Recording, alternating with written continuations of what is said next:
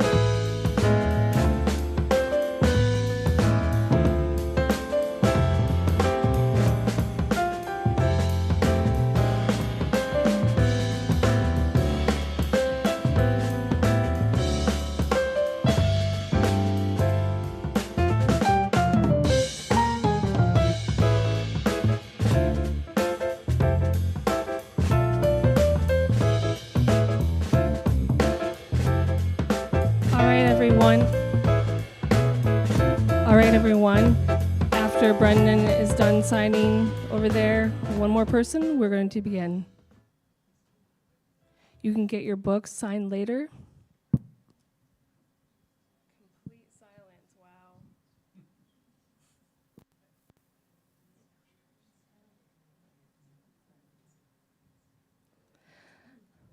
All right, I'm going to begin.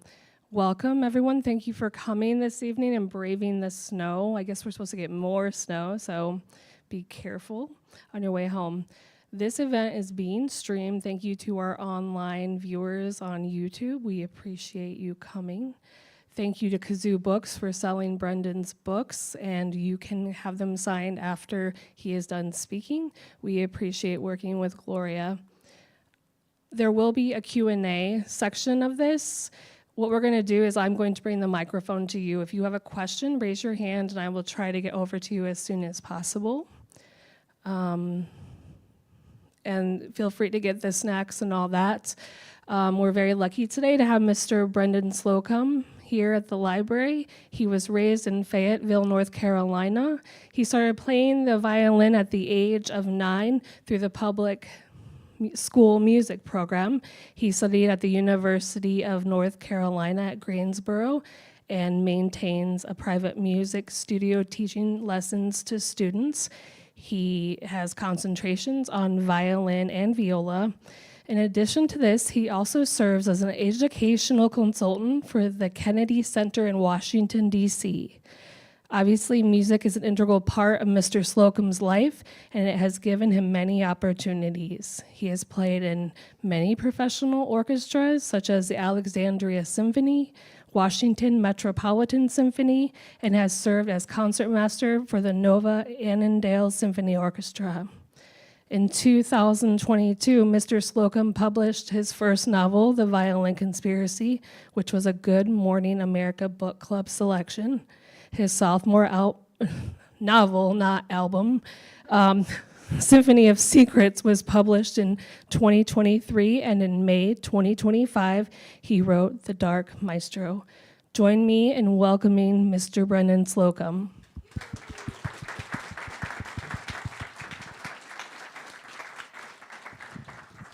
Can we give it up for Rachel for that amazing introduction? Hey, everybody. Hey. Well, all right, y'all are awake. That's awesome. Okay, so I have to start off by saying, what is today? Tuesday. Okay, I don't even know what day it is. Like, seriously, I had so much trouble getting here.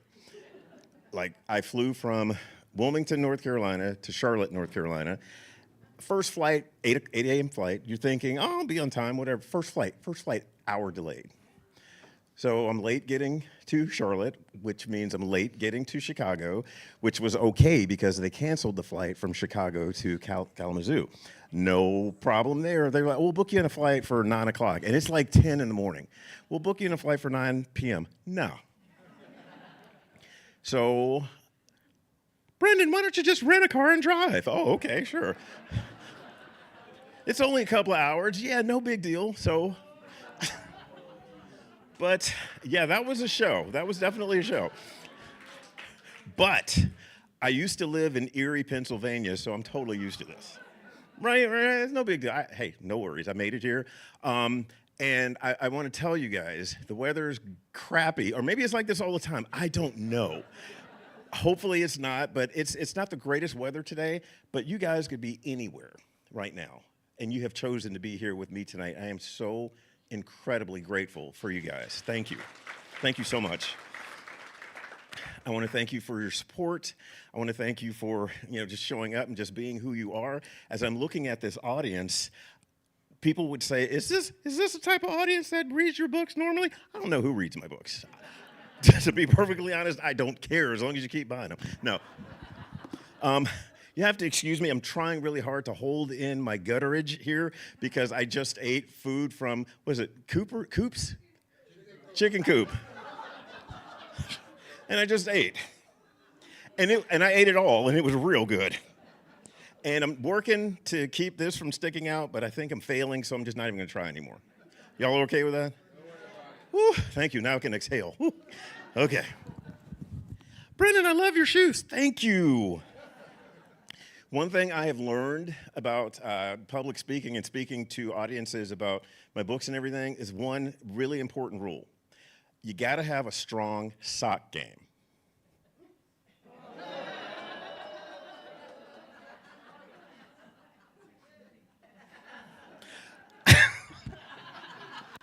I'm going to sit down for a second. That holding my gut in made me tired. Okay, so who is this guy that's here? My name is Brendan Slocumb, as Rachel told you guys. I'm going to stand up in a minute because I'm really out of breath. I wrote a book in 2020 entitled The Violin Conspiracy. Has anybody read that? Okay, here's a better question. Has anyone not read that book yet? How many of you are going to read it? How many of you are going to buy it tonight? I'm going to ask that one again and pretend that I didn't see the response that I saw. I'll just assume that everybody's going to buy it tonight who hasn't read it. But it's a fantastic story, and I'm happy to announce to you guys are one of the first people that I get to announce to, I signed an option deal with a production company to make a feature film out of that book. Right? I'm not sure if it'll happen because Hollywood people tell you whatever you want to hear, and sometimes it falls through. I had a deal with Sony a couple of years ago to do it, and it just fell through. They were going to Netflix, and Netflix was like, this is a miniseries, and Sony was like, this is a feature film, and they couldn't figure it out, so they just wrote me a check, and I said, okay, whatever. And it never got made, but I'm really happy that the story is getting made, and yes, I get a cameo at the end. I get to play old Ray at the end of the book, because goodness knows I look like him, but I did get a shave today. I went to, Stubble and Stashes or something, whatever that barbershop is. A lot of ladies who don't shave in here, so I guess you wouldn't know. Okay. So yeah, don't sweat that. But it was a nice place today. Anyway, this is a lovely town. So I wrote The Violin Conspiracy. What made you write a book? Well, COVID-19 made me write this book. Summer of 2020. You guys remember 2020? Sucked for so many reasons. I was a working musician. I was in the middle of playing at a wedding reception when we got the call that our next 3 weddings had been canceled. I'm like, ooh, and that was partly how I would pay my bills. I was a high school teacher for years and years and years. Any teachers in here? Bless you guys. I knew I liked y'all for some reason. I knew it. You guys, this has happened. I'm sure it has. You've had a new principal come in who's just got to come in and prove to everybody that he's the big dog in the place. Have y'all seen those people? Ugh. So this guy comes in, and I had been there for like 11 years, and I was a really popular teacher. You know, being a music teacher, people like the music teacher for some reason. I don't know. And he tries to make an example out of me. I was in charge of the prom. I was a senior class rep. I was in charge of the prom. The same prom that I had done 4 years prior, the same prom that I wrote the book, the handbook on how to do for the past 4 years, and I did the exact same thing. Everything was wrong. I couldn't do anything right. I'm like, I'm either going to jail or I'm going to get another job, because I was going to beat him. Seriously, we were going to fight for real. So I left that job. I left the state, moved to Erie, Pennsylvania, blah, blah, blah. Moved to D.C., taught for a little while. I was teaching lessons. I had my own studio. I had 22 students. And when I tell you, everything was great. I was making money. My kids were learning, and it was wonderful. And then COVID happened. Such uncertainty. We had no idea what was going on or how long it was going to last. So I was running out of money to buy food, and I like to eat. So I'm like, all right, what's going to happen? I don't know what's going to happen. Government money came through. I needed it. I saved enough to pay my bills through January of 2021. I'm like, awesome. January 2021 comes. I don't know what's going to happen. I was sitting on the couch one day, eating. If there's ever another pandemic, heaven forbid, buy stock in snacks. You will make a ton of money, especially Doritos, I'm telling you. So I'm eating Doritos, getting fatter and fatter, and I see an advertisement on the internet for selling books in the age of COVID. All right, I had written a sci-fi novel 20 years ago. It's the greatest sci-fi novel you will never read. I promise you that. I'm gonna rewrite it one of these days, now that I know how to write. And I submitted it to this agent. He wrote me back the very same day. I was shocked. He said, this book is awful, but you've got a good voice and you should write what you know, and it's not sci-fi. I took that as a personal challenge, because what else am I gonna do besides sit there and eat? And I wrote the first chapter of The Violin Conspiracy, which was Ray in his high school classroom. I sent it to him, and he said, is this a book? I said, no, I just wrote this. If you write this, I can sell this book. I said, all right, cool. So I was doing nothing else. I started exercising. I get up and run every day and then come back. It was the discipline that I had from being a musician that I would get up and do my routine and write every day. I wrote every day for 2 months, and I had this book done. My author friends hate it when I tell this story, because they're like, I've been writing the same paragraph for 15 years and I'm not done yet. I don't know what to tell you. I don't know. I'm sorry. But I had this book done in 2 months, and I said, what should I expect? He said, absolutely nothing. You never know. I thought, all right, cool. 2 weeks. How many of you have heard of the publishing house Simon & Schuster? Yeah? Screw them, because they passed on my book. They totally passed, and I was like, Simon & Schuster, whatever. Simon, you're Schuster. No, and I had a meeting the very next week with the president, the vice president, the head of marketing, the head of publicity, every other head at Penguin Random House. And they were meeting, or had a meeting, a Zoom meeting. You guys remember Zoom? My least favorite word in the English language is virtual. I hate that word. Anywho, going on. So I had a meeting with them. My agent texted me and said, don't say a word. And I was like, all right, just sit there and smile. So I sat there and smiled. They were telling me about a bunch of stuff that I really wasn't paying any attention to. And they said, we're starting a new imprint, and it's called Anchor Books, and we would like for your book to be the flagship novel for this new imprint. And my agent texted me again, don't say a word. I'm like, all right, cool. I didn't say anything. I just smiled. And after the call was done, he said, you did it. I was like, what did I do? He said, you just got a 2-book deal. And then my first reaction, you would think it would be like jubilation. You would think. This is my first reaction. Damn, I got to write another book.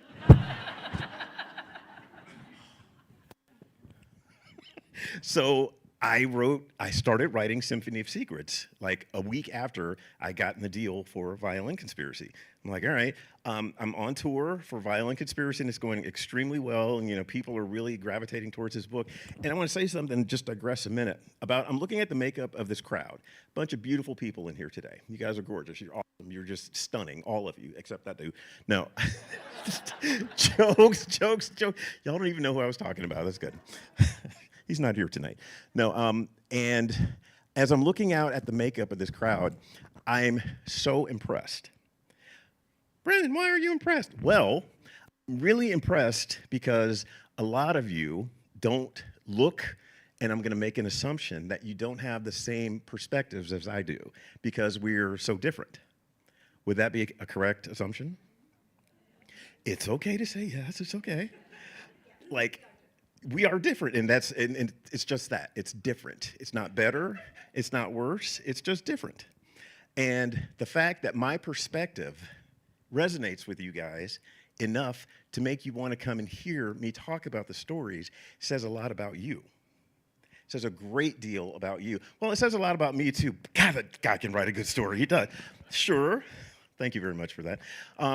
But it says a lot about you guys that you are open to receiving stories like this. You're open to hearing about different perspectives from different people. And I think that is one of the most beautiful things this planet has to offer us. And I want to thank you guys so much for that, because a lot of people, they have in their head whatever the idea of whatever it is, and that's it. That's what it is, because this is what I know, so that's what it is. Whereas a lot of people in this room tonight, I'm open to hearing something that I've never heard, something that I've never experienced. How many of you, when you read, those of you that have read, The Violin Conspiracy, there were some eye-opening moments for you? It's okay, we're all friends here, we can do that, it's okay. Some eye-opening moments, right? Some things that maybe you said, nah, this doesn't happen. These things like this don't really happen. Anyone? Anyone? It's okay if it's totally okay. Okay, how about this? I'll put it a gentler way. There's no way this happened. Things like this really don't happen in the world. Some people, I'm pretty sure, were taken aback by some of the encounters that the protagonist Ray had. I am here to tell you, in The Violin Conspiracy, 92% of what was written is fact. 92% of what I wrote actually happened to me. Yeah, so 92% of Ray is Brendan, right? My friends from college, they read this story, and I remember that happening. I remember you saying that, and I remember my reaction. My absolute best friend, who I'm going to talk about in a minute. How many of you read Dark Maestro? How many of you are going to read Dark Maestro? Okay. My best friend actually apologized to me after reading The Violin Conspiracy. He said, Brendan, you would tell me things like this were happening. You would tell me you felt this way, and I just blew it off. I said, you're exaggerating. No, it's not. That's not how it is. It's just you. It was something that you did. And I am so sorry, because now my eyes have been opened. Knowing you, I know you're an honest person, and I know how you act and how you react to things, so I owe you an apology. I was like 30 years later. I'm like, oh, you didn't have to do that, but that was really nice. That's just to say that, things like that really do happen, and keep an open mind. Keep an open mind about different people's perspectives on different things. Me driving down the road, minding my own business, is probably a very different experience than some of you would have driving down the road, minding your own business, especially driving down in Baton Rouge, Louisiana. Anybody ever been down there? Don't go. Don't go back. Don't. Unless you have family there, you can go see them. Family? No? Don't go back. Okay. That was one of the worst experiences of my life. I'm just driving. It was the summer of 2000, and I am driving a brand new black Honda Accord. Lovely car, you know. I just gotten a new teaching job, got a huge raise, and I bought a new car. I'm driving in Baton Rouge, Louisiana. My friend, my college friend, white dude, sitting next to me, and I said to him, "We're probably going to have some problems." He's like, "Why?" I said, "We're in the deep south." He's like, "What does that mean?" I said, "You'll see." It was a Sunday afternoon. I wasn't going to play a recital like Ray was. I was just driving just to drive cross country before school started. So I always wanted to do this. Made it as far as Texas, but I'm in Louisiana right now. We're going down to New Orleans from Baton Rouge. It's a Sunday afternoon, almost dusk. This is pre-GPS. Hotel is on this side of the street. I'm in the far right lane. It's like, oh, the hotel's over there reading a road map. You guys know what those are, right? Okay.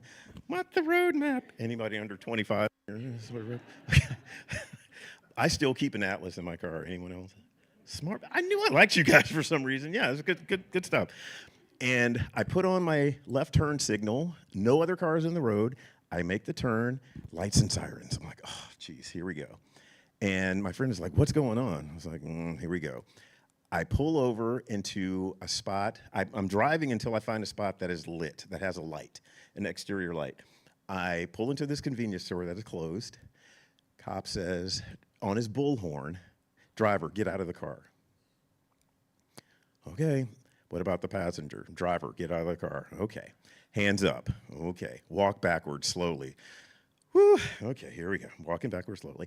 Down on your hands and knees. I'm like, oh, geez, here we go. I really thought I was done. I'm on my hands and knees. He's like, "Show me your ID." So I reach into my back pocket as I'm on my hands and knees, pull up my wallet, and put it on the ground.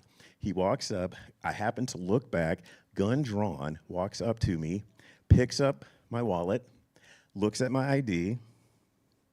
"Okay, you can go." And I said, "What was that about?" "Oh, you made an illegal lane change." "So you're on a bullhorn and the gun drawn on you for an illegal lane change?" "Yeah." "Okay, that's how you guys do it down here? All right. Have a nice day." I said, "I'm going to call your chief." "Go ahead." I called his chief. "Well, he probably didn't think that you could hear him. That's why he was on the bullhorn." I'm like, okay. And I told him, I said, I've never in my life experienced it. I was like, I'm not a bad person. I just happened to commit the one crime that I can't have zero control over. Anybody know what that is? Besides homeboy right here? What was it? DWB. I committed a DWB, driving while black. That's what it was. I'm like, I will never come back to this town again. So I did. A lot of people say to me, "Brendan, why aren't you bitter?" I was bitter. I was extremely angry for a while. I was very angry. But what does that get me? The anger did nothing except make my blood pressure go up and, give me wrinkles. And I was like 30, 28. I was 28, I really was. And so I just decided I can channel this anger into something good. I'm not quite sure what that is yet, but I'm going to do that. So, I go on and I'm teaching, my classes, and I made sure that everything that I was teaching my kids, I made sure it was top-notch, grade A quality. One reason I did that is because I love music, and anyone who loves music or loves the arts deserve the best. You absolutely deserve the best. It is a gift that I've been given that I want to share. Also, I was the first and only black male teacher that those kids had ever had. I took that extremely seriously. I did not want them to see an angry black man all the time. I wanted to dispel all of the stereotypes from every TV show, movie, everything that everyone thinks. I was like, no, we're not doing any of that. So I impressed upon them, this is my impression of a black man, and now it's your impression of a black man. There's nothing to be afraid of. You should aspire to this. I'm a fantastic musician and a better teacher. Okay, thanks. You don't have to, no. I'm limited time. So going on, and then I wrote Symphony of Secrets. Has anyone read Symphony of Secrets? It's a great book, right? Woo, I agree. I absolutely hated every word of that book when I wrote it. I hated it. I put it away for 6 months. It took me 4 months to write that one, so I was already bummed out. So I wrote that one in 4 months. I hated every single word.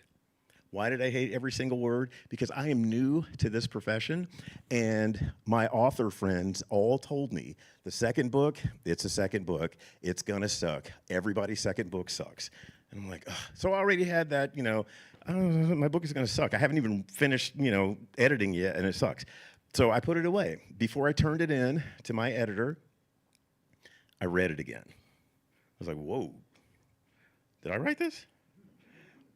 This book is dope. I like this. What was I thinking? So I wrote it and I read it. I was like, whoa, this is awesome. So I turned it in to my publisher, and he was like, Brendan, this is a perfect follow-up to Violent Conspiracy. This is a great story.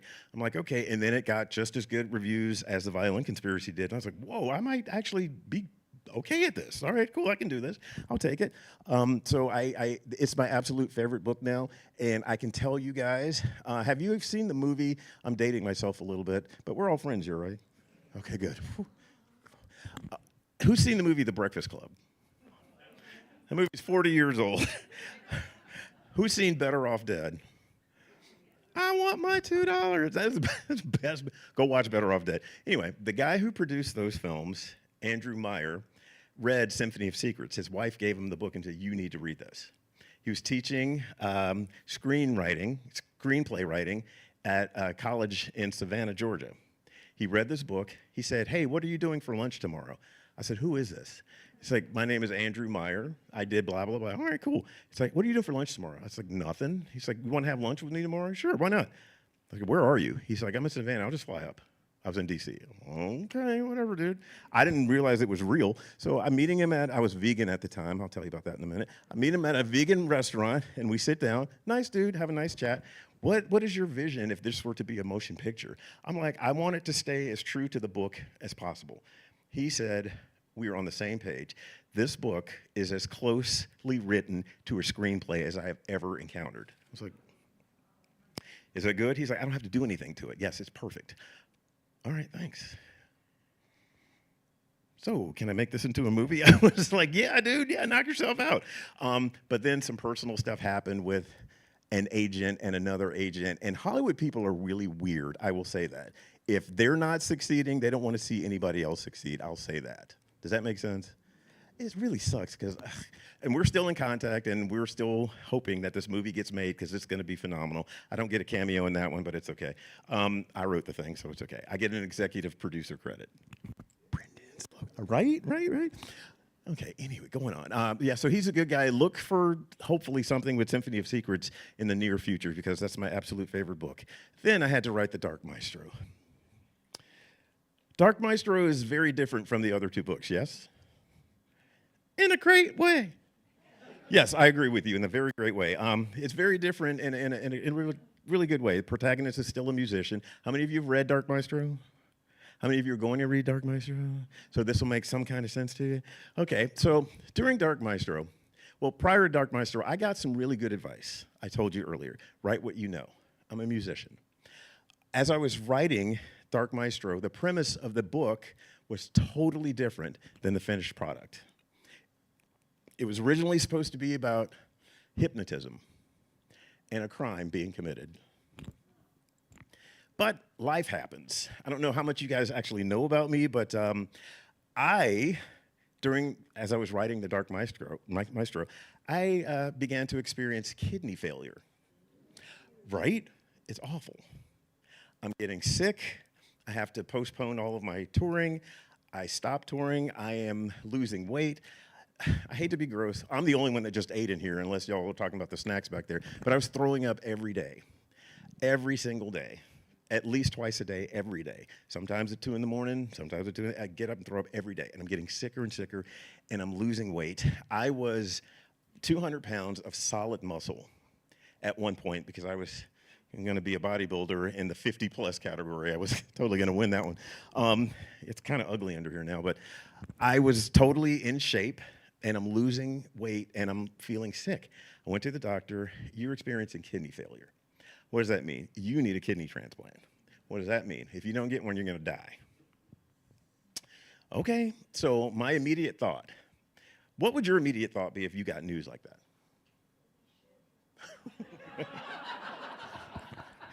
For those of you at home listening, the response from the lady in the second row here was, her response was, holy shit. So my immediate thought was, I got to finish this book. That's what I thought. And I want to put in this book everything that I love. I love music, obviously. I'm a violinist. I love comic books. I've been collecting comic books since I was 15 years old. I have over 12,000 comic books. I collect action figures. I've got, let's put it this way. When I give them to my nephew after I pass on, he's going to be set if he doesn't sell any of them. Yeah, so I wanted to be able to include everything that I love in this story because it might be my last one. So I wrote The Dark Maestro with that in mind, thinking, what if this doesn't work? And then it got to the point where my thinking was, it really doesn't matter if this doesn't work because I'm telling a story that I want to tell. And I know that somewhere, someone is going to be able to relate to this story in some way, shape, or form, regardless of the comic book stuff, regardless of the music stuff, regardless of the superhero theme, regardless of the tragedies that take place in the story. For those of you that have not read The Dark Maestro, it's a story of a young man named Curtis who, excuse me, growing up in Southeast D.C. I don't know how much you guys know about Southeast D.C. It's one of those places where documentaries are made about how bad the schools are and how bad just everything. I mean, I'm not even kidding. I worked for 2 years in a school that was it was on a national documentary that played across the country about how bad things were, and I worked at that school, and it didn't even come close to the true horrors. I had a girl tell me that today was her grandmother's birthday. I'm like, oh, how old is she? What is she, 55, 60? 35. Not even kidding. I've been bit. I've been hitten. I meant bitten and hit. I've been called every name in the book. If I didn't get cursed out every day, I would think that I was doing something wrong. It's just unbelievable. Those kids have been given up on before they even had a chance. So I wanted to just let people know that these situations are real. It really does happen, but it's not all tragedy. There is a way out. And for this young protagonist in the story, it's through music. This little boy named Curtis wanted to play the cello. He didn't even know what a cello was, but he knew he wanted to play it because of a public school music program. His mother figure, his father's on-again, off-again girlfriend, supported him, loved him like her own child. The father, Zippy, is a little bit, he's very naive. He's a very young father, and he's taking care of his kid the best way he can. The best way he can in his head is by selling drugs. He sells drugs, thinking that he's going to move up in the corporation, and he won't have to be out in the street selling drugs. He'll be one of the main people. That's his ambition because that's all he knows. So he does his best to keep his kid and his family together. He doesn't know anything about the cello, doesn't know anything about music, but my kid wants to do it reluctantly. Sure, fine. Fortunately, the mother supports him. They go through all of this stuff for years, taking him to rehearsals, not understanding why, but they'll take him. He makes it out. He turns into one of the most sought-after stars in the world of classical music because he worked hard and he had some support.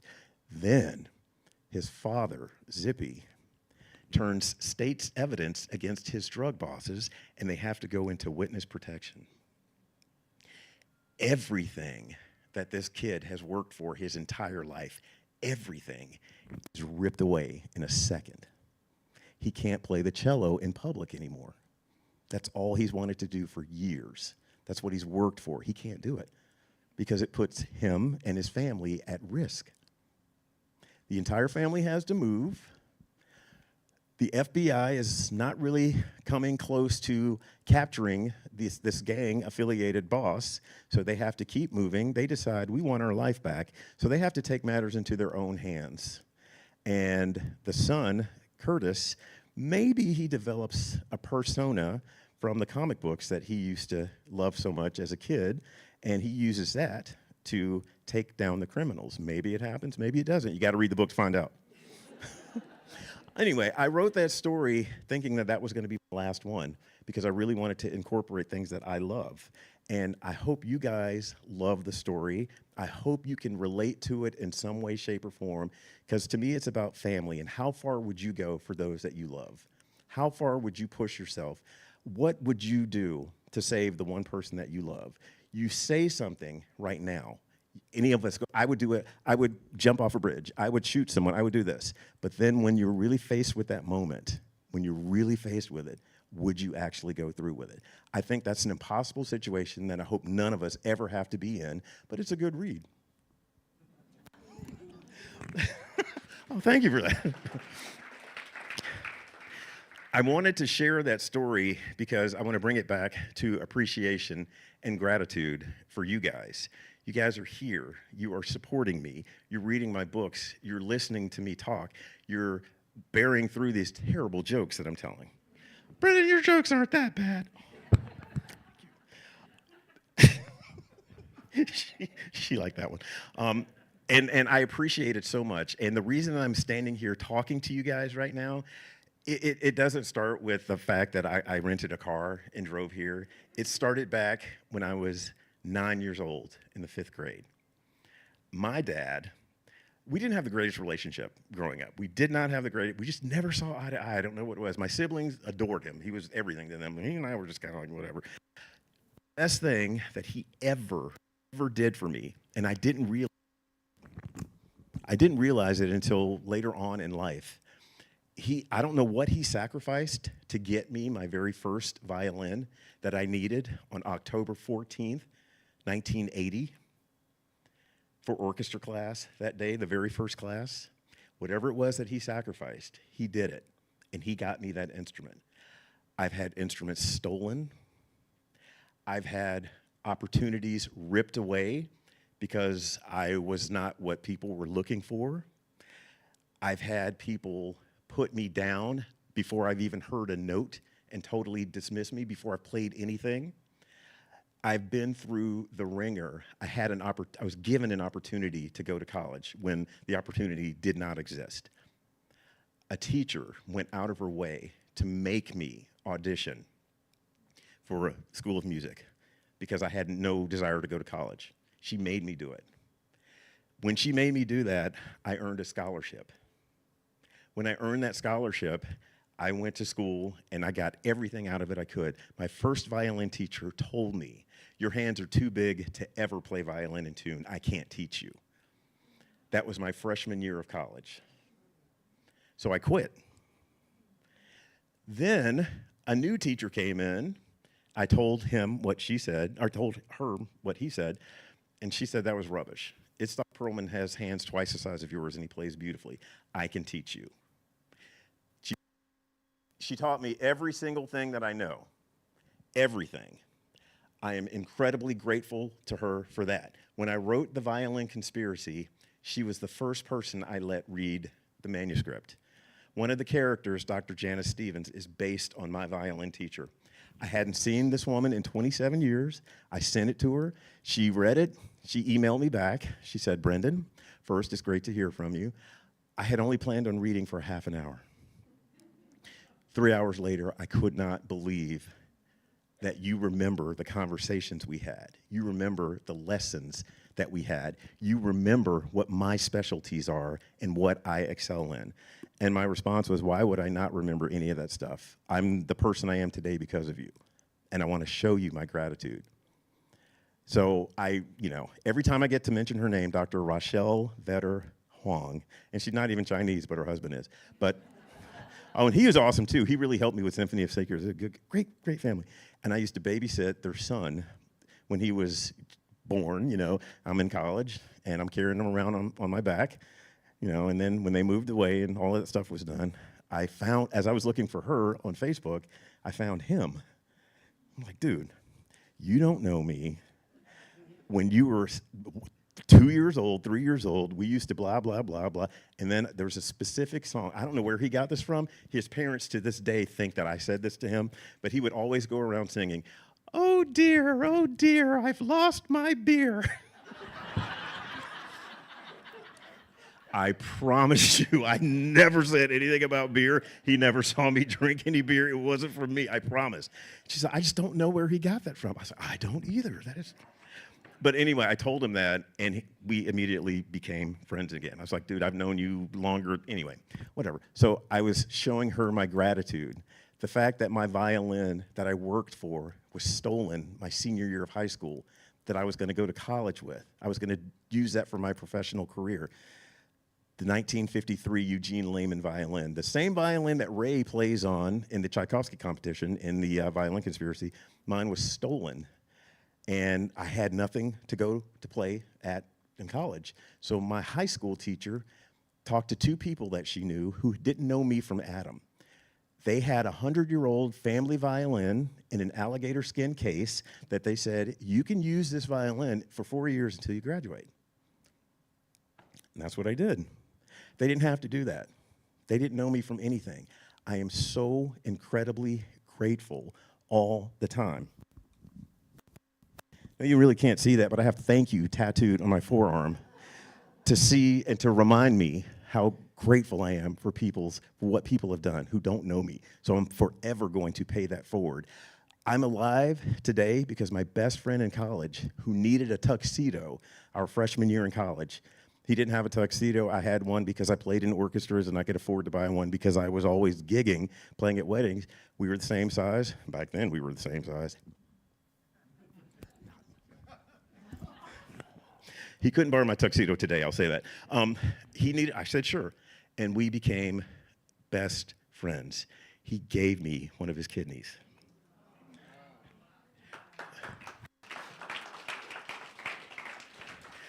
His name is Ian Hargis, and I love him to death.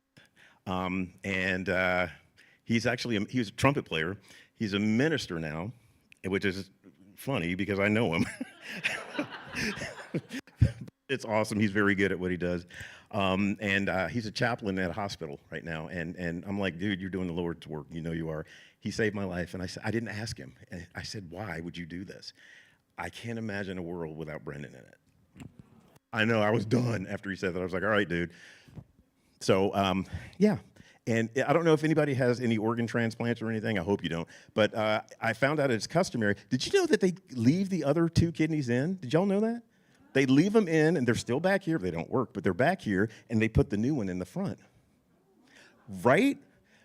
So I learned that as a recipient of an organ, it's customary to name it. So he's of Scottish descent, so I was going to call him McDuck, like in Scrooge, whatever.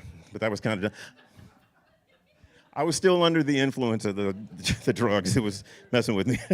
But I decided to call my kidney McGregor. And it's constant, it can happen that you will develop traits and personalities of the donor. And a couple of things, he was like, if you come out speaking with a Scottish accent, I swear I'm taking my kidney back. I'm like, no accent, dude, I'm good. But so gratitude plays a huge role in everything that I do. Every book that I write, every story that I tell is always going to end on a positive note because there is hope. Everybody can be successful. Everybody can make it out of the hole that they're in. If there's something going wrong in your life right now, it is going to get better. However you choose. Personally, I choose to pray about it. I know God is real because I'm standing here right now after everything I've been through.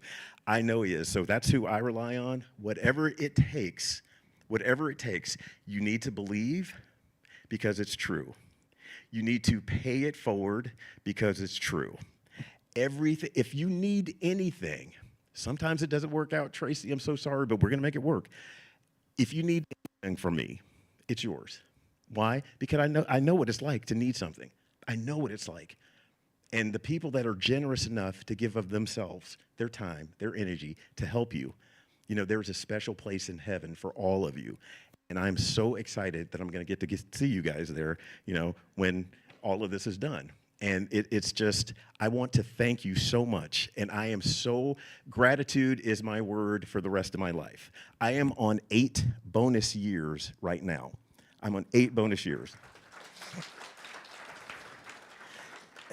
And I think the gratitude that I have for every single person that has helped me with everything is largely responsible for that. And I want to share that with everybody through my books and my stories. And if you smiled reading one of these stories, or if you cried, or if you got angry, or if you laughed here tonight, or if you looked at me like, what is wrong with this dude? Mission accomplished. Questions?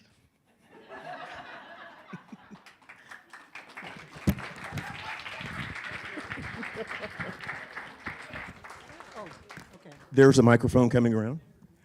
Yeah. I have gratitude for the books I've read, but when's the next one coming out? Believe it or not, I am turning my final draft of my 4th book into my editor next week, as soon as I get home. Okay. Do you ever bring your violin with you when you play, when you do your presentations for your book? So for anyone who did not hear that booming voice, the question was, do I ever bring my violin, bring my fiddle along to play? Sometimes, but it is a bear to travel with. I play on a 1700s violin, and it's very delicate, and planes and my fiddle don't get along, and this cold weather, my fiddle definitely don't get along. So I would spend most of the time tuning. But yeah, I love to play, and what I've been trying to do lately is setting up before I get to places, maybe having a group of people that I could just sit down and play with. And I kind of want to do that, too. Good question, sir. You got a booming voice. Knock it out. I'm a comic book fan. My dude. You gonna ask me a question like, who's my favorite comic book character? Seriously? Whew, I love them all. Are you DC or Marvel? Both. Me too. I'm a huge X-Men fan. Huge. I'm really, my all-time favorite is Spider-Man. Spider-Man, he's my dude, but Cyclops has always been my dude as well from the X-Men. What are they talking about? I don't know. There's just 2 black guys over there talking about comic books. I don't know. We didn't pay for this. Why are we out here? The roads are getting bad. No, I'm just kidding. No, I like them all. Who's your favorite? Batman and Silver Surfer. Really? Silver Surfer? Did you see the Fantastic Four movie? I did. Did you like it? I did. I liked it too. How did you feel about making Shia LaBeouf the Silver Surfer instead of Norman Rad? I didn't. But Okay. I accept it. I respect it. Right. It worked for the story.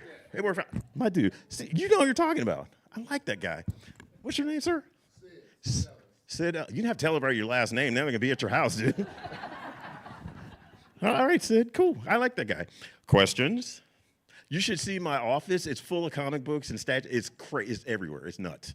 Wow, that's really cool. I'm glad. I'm not the only one. Questions? I've got a big voice, too.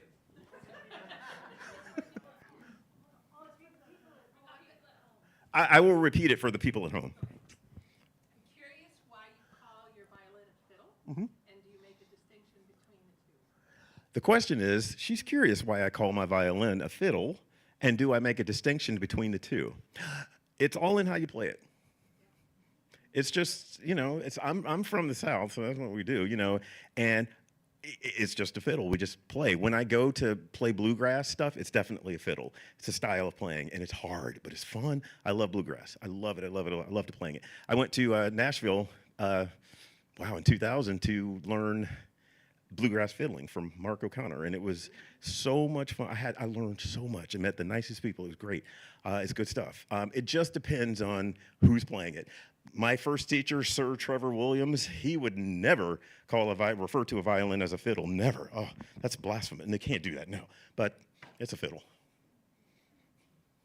It's a really old, my violin is older than Mozart. He's born in 1756. Died in 1791. 35 years. Yay. How do you come up with the names of your characters? You named Ray, and you have a teacher that you love. Where did the names come from? For those at home, how do I come up with the names for the characters in my story? Great question. Every character in my story is someone that I know. Every one of them. Raekwon was a kid that I taught in Erie, Pennsylvania. He was the nicest kid. And I would always call attendance, Raekwon, Mr. Slocumb, would you please just call me Ray? Just call me Ray, please. Just call me Ray. And you may have read that in the story. He's constantly telling people to call him Ray. So just call me Ray. And he was the nicest kid. And he really made an impression on me. So I'm like, there you go.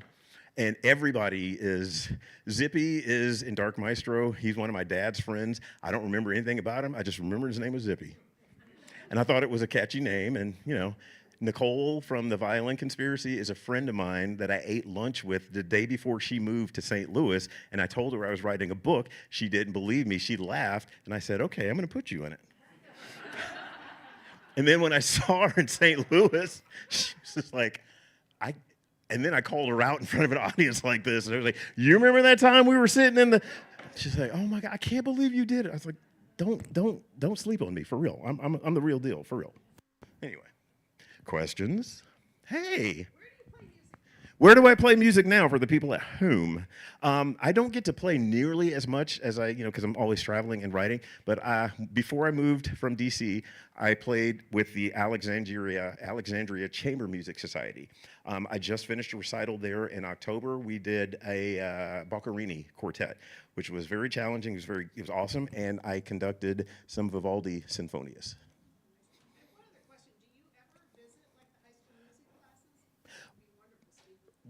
Thank you. One other question. Do I ever visit the high schools or any of the schools because I'd be a wonderful speaker? Did she say that? Okay, see, I'm not blowing my own head up. I'm not like that. I'm not that guy. No, I love to. I'm waiting on the invitations. I'm actually going to California to speak at a college creative writing class who is studying Symphony of Secrets in March, and any opportunity that I get to stand in front of a group of kids, musicians, I'm there. I want to. I'm telling you, if somebody offered me a job teaching high school orchestra tomorrow, I would take it. I would. I totally would. Is the weather like this? No, no. Nope, pass. That's gonna be a hard pass. Somebody at home says, what's the title of the next book? I don't know if I'm allowed to say because can't tell you. I can't say yet because my editor hasn't even seen it yet, so I can't. But it's based on a true story, and it's gonna be good. You're gonna be like, I'm turning it in next week, so it takes a year to go through the entire printing and editing process. So maybe this time next year. It'll be a year. So do they stay with your titles, or is there negotiation between you and? Good question. Are my book titles named by me, or does the public? I've not named a single one of my books. I say, oh, this is the title. Oh, well, we're going to change it to this. Oh, here's the title of my new book. We're going to change it to this. Yeah, Dark Maestro is the only one that I named. And there was a scene I remember specifically, and my agent was like, oh my God, that's brilliant. There was a scene where Curtis, the protagonist, was playing as a superhero with a sword, and he was fighting roaches in his room, and he was like, beware the Dark Maestro. And I was like, wow, that is actually cool. Dark because he's black, and Maestro because he's a musician. Hey, it works. That's the only one that I've named. But they'll probably change the name of this next one too, so I'm reluctant to say. Have you been to the Southern Book Festival, or are you going to be there in October? Where is the Southern Book Festival? Nashville. I'm not.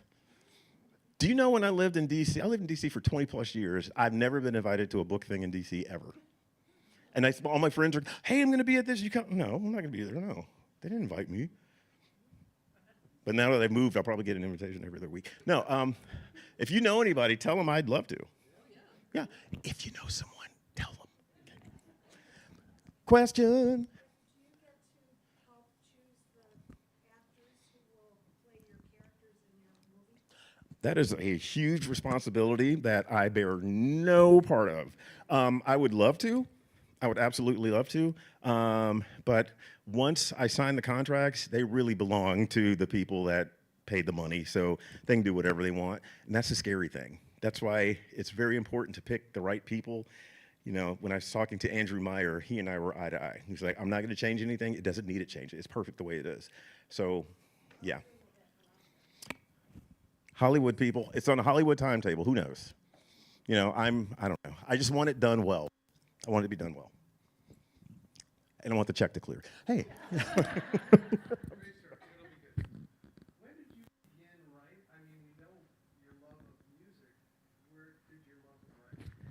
I wrote, it was weird. Okay, so this is when I kind of knew. I was in fourth grade, fourth grade, I don't know, something. And swimming lessons were being offered at the Y during classes. So the class would take a bus over to the Y for an hour and a half and then come back. I didn't take swimming lessons because I forgot my permission slip because I did not care about school. So I didn't get the permission slip signed. So me and 4 other kids had to go to another English teacher's class. I'm writing sentences. She was like, do this. I wrote a bunch of sentences. I'm not even kidding. At the end of the week, whatever the teacher's name is, I forget. I'm sorry, I forget. It's like 50 years ago. She said, thank you so much for enhancing our class with your writing. She said that to me. I didn't know. I thought I was in trouble. You know, apparently she liked the sentences that I wrote as a 3rd grader or whatever. And my high school teacher always encouraged me to write. And I was very fortunate to have her both in 11th and 12th grade. So she would constantly write. And it was cool. And I enjoyed my English classes, especially my short story classes in college. I loved them. And statute of limitations has passed, and it's okay because we're all friends. I used to write my friends' papers in college. They paid, and they would get A's. It's terrible, I know. All right, another question from online. Out of all your books, which was the hardest to write, and what's your favorite book? Favorite book is Symphony of Secrets. It's my absolute favorite book. Dual timeline. It got really good reviews, and from that book, I was actually dubbed by somebody at the New York Times. And this is, I'm never gonna, I love this. And one of my friends actually, he doesn't say, hey, Brendan, he calls me, this is what he says to me. He refers to me as the maestro of musical mystery. And that was from a New York Times critic, so I will take it. That's my favorite book. And the hardest one to write was Dark Maestro. Absolutely the most challenging, both for health reasons and, you know, having to change the story and how much longer am I going to be alive before I write this, before I, you know, get this finished. So that was the toughest one. Hey.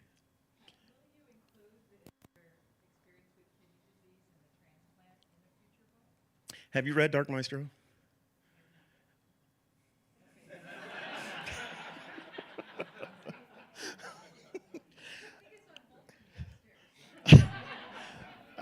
I know there's a copy for sale back there.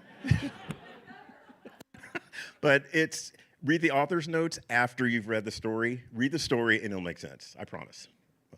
Question. Wow, you offer a lot of personal information, Brendan. Well, we're all friends. Hey, not that I know of. The question was, do I have kids? And I don't think so.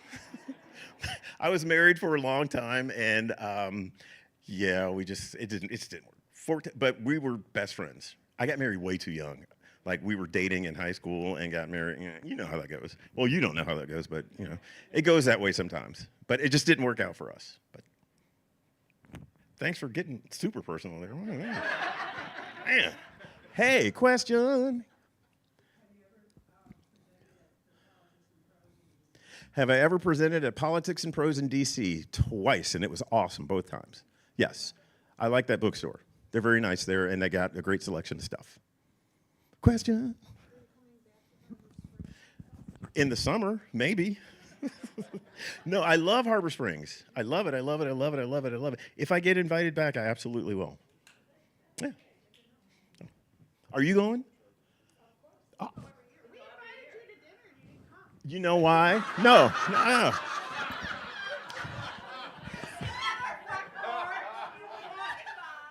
They invited me to dinner, but I didn't go. Do you know why? That's totally what it was. I mean, that was kind of, it was. I'm like, do y'all know this guy? Is he with y'all? I didn't know. Some guy like totally came up and it was not a good scene. It was not a good scene. But yeah, I'll have dinner with you guys next time, I promise. I promise, I will. I love the little, it's so nice there. I rode a bike around. I hadn't ridden a bike in like 30 years. It was great. I loved it. It was nice. It was really nice. I stayed in a really nice place too. Whoever home that was, it was awesome. Questions? That might be it because it's like 7:04 and I got to drive to South Bend tonight, but I got to sign your books. I know. I'm trying to get out before the Can I just say to you guys, thank you so much. You guys are incredible. Wait. Let me say this first. You're amazing. The support, the love that I'm feeling, the authenticity I'm getting from you guys. Just everything. Just because you were here. Thank you. I'm the reason I'm the way that I am because of the people that you are, and I appreciate you guys so much. Keep doing what you're doing. Keep reading. Keep supporting the library. Support public school music. Love yourselves. Do something fun. Help somebody on the street. Help somebody, your neighbor. Pick up garbage. Hold the door. Be nice people. Love each other. Thank you, guys.